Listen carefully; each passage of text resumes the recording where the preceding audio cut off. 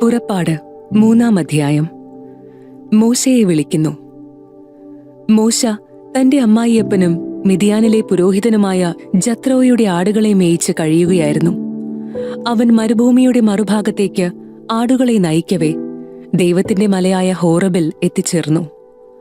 അവിടെ ഒരു മുൾപടർപ്പിന്റെ മധ്യത്തിൽ നിന്ന് ജ്വലിച്ചുയർന്ന അഗ്നിയിൽ കർത്താവിന്റെ ദൂതൻ അവന് പ്രത്യക്ഷപ്പെട്ടു. അവൻ ഉറ്റുനോക്കി. മുൾപടർപ്പ് കത്തിജ്വലിക്കുകയായിരുന്നു, എങ്കിലും അതെരിഞ്ഞ് ചാമ്പലായില്ല. അപ്പോൾ മോശ പറഞ്ഞു, ഈ മഹാദൃശ്യം ഞാൻ അടുത്തു ചെന്ന് ഒന്ന് കാണട്ടെ. മുൾപടർപ്പ് എരിഞ്ഞ് ചാമ്പലാകുന്നില്ലല്ലോ. അവനത് കാണുന്നതിന് അടുത്തു ചെല്ലുന്നത് കർത്താവ് കണ്ടു. മുൾപടർപ്പിന്റെ മധ്യത്തിൽ നിന്ന് ദൈവം അവനെ വിളിച്ചു, മോശേ, മോശേ. അവൻ വിളി കേട്ടു, ഇതാ ഞാൻ. അവിടുന്ന് അരുളി ചെയ്തു, അടുത്തു വരരുത്. നിന്റെ ചെരുപ്പ് അഴിച്ചു മാറ്റുക. എന്തുകൊണ്ടെന്നാൽ നീ നിൽക്കുന്ന സ്ഥലം പരിശുദ്ധമാണ്. അവിടുന്ന് തുടർന്നു, ഞാൻ നിന്റെ പിതാക്കന്മാരുടെ ദൈവമാണ്, അബ്രാഹത്തിന്റെയും ഇസഹാക്കിന്റെയും യാക്കോബിന്റെയും ദൈവം. മോശ മുഖം മറച്ചു. ദൈവത്തിന്റെ നേരെ നോക്കുവാൻ അവന് ഭയമായിരുന്നു. കർത്താവ് വീണ്ടും അരുളി ചെയ്തു, ഈജിപ്തിലുള്ള എന്റെ ജനത്തിന്റെ ക്ലേശങ്ങൾ ഞാൻ കണ്ടു.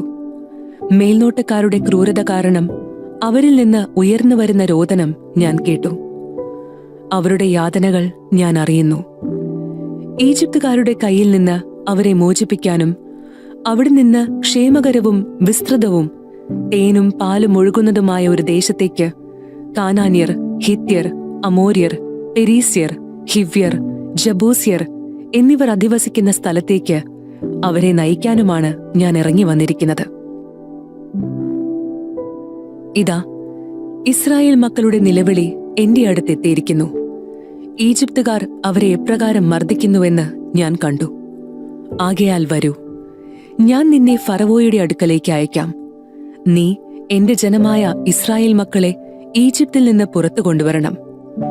മോശ ദൈവത്തോട് പറഞ്ഞു, ഫറവോയുടെ അടുക്കൽ പോകാനും ഇസ്രായേൽ മക്കളെ ഈജിപ്തിൽ നിന്ന് പുറത്തു കൊണ്ടുവരാനും ഞാൻ ആരാണ്? അവിടുന്ന് അരുളി ചെയ്തു, ഞാൻ നിന്നോട് കൂടെ ഉണ്ടായിരിക്കും. ഞാനാണ് നിന്നെ അയക്കുന്നതെന്നതിന് ഇതായിരിക്കും അടയാളം. നീ ജനത്തെ ഈജിപ്തിൽ നിന്ന് പുറത്തു കൊണ്ടുവന്ന് കഴിയുമ്പോൾ ഈ മലയിൽ നിങ്ങൾ ദൈവത്തെ ആരാധിക്കും.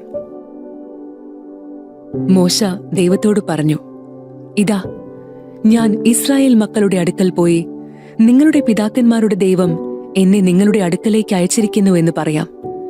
എന്നാൽ അവിടുത്തെ പേരെന്തെന്ന് അവർ ചോദിച്ചാൽ ഞാൻ എന്തു പറയണം? ദൈവം മോശയോട് അരുളി ചെയ്തു, ഞാൻ തന്നെ. ഇസ്രായേൽ മക്കളോട് നീ പറയുക, ഞാനാകുന്നവൻ എന്നെ നിങ്ങളുടെ അടുത്തേക്ക് അയച്ചിരിക്കുന്നു. അവിടുന്ന് വീണ്ടും അരുളി ചെയ്തു, ഇസ്രായേൽ മക്കളോട് നീ പറയുക, നിങ്ങളുടെ പിതാക്കന്മാരുടെ ദൈവമായ കർത്താവ്, അബ്രാഹത്തിന്റെയും ഇസഹാക്കിന്റെയും യാക്കോബിന്റെയും ദൈവം എന്നെ നിങ്ങളുടെ അടുത്തേക്ക് അയച്ചിരിക്കുന്നു. ഇതാണ് എന്നേക്കും എന്റെ നാമധേയം. അങ്ങനെ സർവ പുരുഷാന്തരങ്ങളിലൂടെയും ഈ നാമധേയത്താൽ ഞാൻ അനുസ്മരിക്കപ്പെടണം.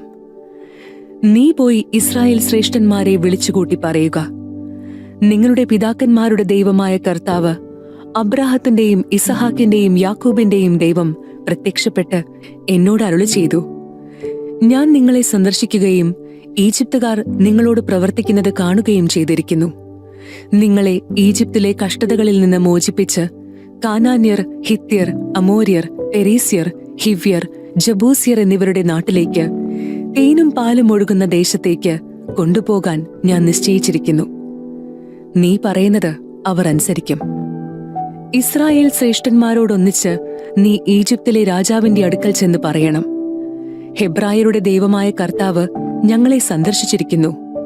3 ദിവസത്തെ യാത്ര ചെയ്ത് മരുഭൂമിയിൽ ഞങ്ങളുടെ ദൈവമായ കർത്താവിന് ബലിയർപ്പിക്കുവാൻ ഞങ്ങളെ അനുവദിക്കണം. കരുത്തുറ്റ കരം കൊണ്ട് നിർബന്ധിച്ചാലല്ലാതെ ഈജിപ്തിലെ രാജാവ് നിങ്ങളെ വിട്ടയക്കില്ലെന്ന് എനിക്കറിയാം. ഞാൻ കൈനീട്ടി അത്ഭുതങ്ങൾ പ്രവർത്തിച്ച് ഈജിപ്തിനെ പ്രഹരിക്കും. അപ്പോൾ അവൻ നിങ്ങളെ വിട്ടയക്കും. ഈജിപ്തുകാരുടെ ദൃഷ്ടിയിൽ ഈ ജനത്തോട് ഞാൻ ബഹുമാനമുളവാക്കും. അങ്ങനെ നിങ്ങൾ പുറപ്പെടുമ്പോൾ ഒന്നുമില്ലാത്തവരായി പോകേണ്ടി വരില്ല. ഓരോ സ്ത്രീയും തന്റെ അയൽക്കാരിയോടും തന്റെ വീട്ടിൽ അതിഥിയായി പാർക്കുന്നവളോടും സ്വർണവും വെള്ളിയും കൊണ്ടുള്ള ആഭരണങ്ങളും വസ്ത്രങ്ങളും ചോദിച്ചു വാങ്ങണം. അവ നിങ്ങളുടെ പുത്രീപുത്രന്മാരെ അണിയിക്കണം. അങ്ങനെ നിങ്ങൾ ഈജിപ്തുകാരെ കൊള്ളയടിക്കണം.